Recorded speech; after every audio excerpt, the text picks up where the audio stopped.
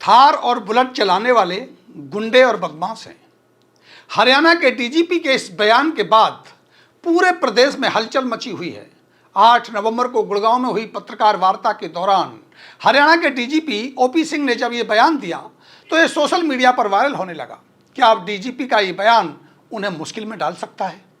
नमस्कार, आप देख रहे हैं सत्य हुंकार में आपके साथ सत्यपाल। दरअसल गुड़गांव के एक व्यक्ति ने अपने एडवोकेट के माध्यम से हरियाणा के डीजीपी को लीगल नोटिस भेजकर थार और बुलेट वालों पर दिए गए इस बयान पर माफी मांगने के लिए कहा है। नोटिस के जरिए 15 दिन में सार्वजनिक रूप से डीजीपी को माफी मांगने के लिए कहा गया है।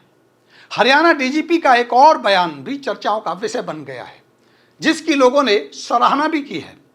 नंबर प्लेट पर पुलिस लिखने वालों को लेकर के हरियाणा के डीजीपी ओपी सिंह ने गाड़ियों की नंबर प्लेट पर पुलिस लिखने या ऐसी अनधिकृत मार्किंग के इस्तेमाल को लेकर स्पष्ट निर्देश जारी कर दिए हैं। उनका कहना है कि यह केवल अधिकृत पुलिस वाहनों के लिए ही वैध है और आम नागरिकों या निजी वाहनों पर ऐसा करना अवैध है।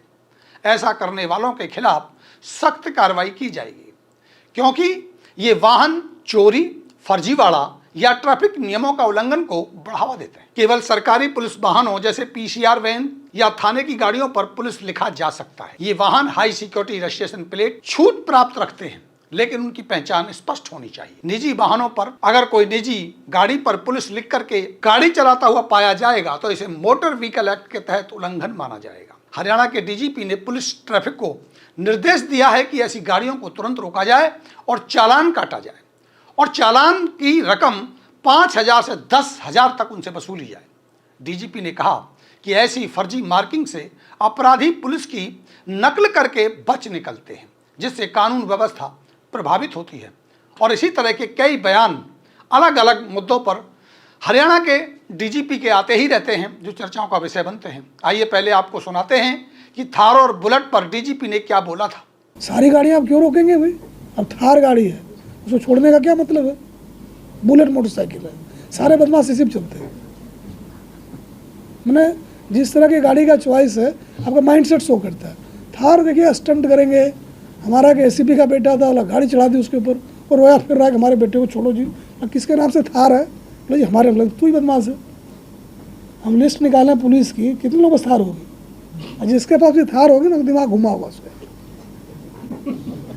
मैंने वो एक स्टेटमेंट है, थार गाड़ी नहीं है, स्टेटमेंट है कि जी हम ऐसे हैं। तो ठीक है, भुगतो जी। दोनों मजे थोड़े होंगे, दादागिरी भी हो अब फंसे भी ना, दोनों कैसे होगा? तो ये स्थिति है। तो हमारा यही है कि भाई देखो, जाम जुम तो लोग भुगत लेंगे, बेइज्जती ना करा। दरअसल गुड़गांव के सेक्टर 108 में रहने वाले सर्वोमित्रा ने अपने एडवोकेट वेदांत वर्मा के जरिए डीजीपी ओपी सिंह को लीगल नोटिस भेजा है। नोटिस के जरिए उन्होंने कहा कि जनवरी 2023 में उन्होंने करीब 30 लाख रुपए से अधिक राशि खर्च करके एक थार खरीदी थी। मजबूत और ग्राउंड क्लियरेंस अधिक होने के कारण ये गाड़ी उन्हें और उनकी फैमिली को बहुत पसंद आई, ताकि लॉन्ग ड्राइव के दौरान उन्हें बेहतर महसूस हो सके। डीजीपी के बयान के बाद उन्हें हर जगह ताने सुनने को मिल रहे हैं। उन्होंने कहा कि डीजीपी का थार और बुलेट को लेकर दिया गया बयान अपमानजनक और मजाक उड़ाने वाला है और मानसिक रूप से अस्थिर बताने जैसा है। इस बयान के बाद ये सोशल मीडिया पर न्यूज और डिजिटल प्लेटफॉर्म पर तेजी से वायरल होने लगा। इसी कारण से उन्हें रिश्तेदारों, पड़ोसियों और पहचान वालों के बीच शर्मिंदगी और मजाक और मानसिक तनाव झेलना पड़ रहा है। क्या कहते हैं सर्वोमित्रा, सुनिए, आपको सुनाते हैं। देखो जी, अब तक तो बहुत अच्छा लग रहा था, थार खरीदी है, चलने में भी अच्छा लगता था, सारा कुछ था। लेकिन जब से ये स्टेटमेंट आई है और लोगों की जो देख रहे हैं, फोन आ रहे हैं या सवाल जवाब लग रहे हैं, तो ऐसा लग रहा है कि हमने कोई ना कोई गलती की है थार खरीद के। डीजीपी के बयान के बाद आपको क्या दिक्कत हो रही है सर? हाँ जी, लोगों ने भी टोकना शुरू कर दिया। अगर जी जो आपने थार ली है, आपका दिमाग घूम रहा है या आप बदमाश हो, तो इस तरह के लोगों के अड़ोस पड़ोस से, यार दोस्तों से ये चीजें आई हैं सामने। अब थार को बेच देंगे या रखेंगे? अभी तो जी कोई, देखो गाड़ी की सेफ्टी को देखते हुए तो हमारा मन है कि गाड़ी को रखे, लेकिन डीजीपी साहब की उसको देखते हुए तो मन है कि हम इसको सेल कर दें। आपका काम क्या है सर? हमारा एग्रीकल्चर का काम है। अब सुनते हैं उनके वकील वेदांत वर्मा क्या कहते हैं, सुनिए।